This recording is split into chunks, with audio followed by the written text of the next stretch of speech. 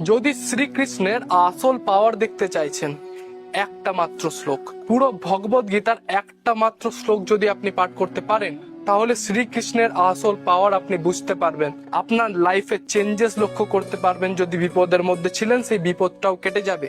কৃষ্ণায় বাসুদেবায় হরে পরমাত্মনে প্রণত ক্লেশ নাশায় গোবিন্দায় নমো নমঃ প্রয়োগ করে দেখুন, হাতে নাতে ফলাফল পাবেন।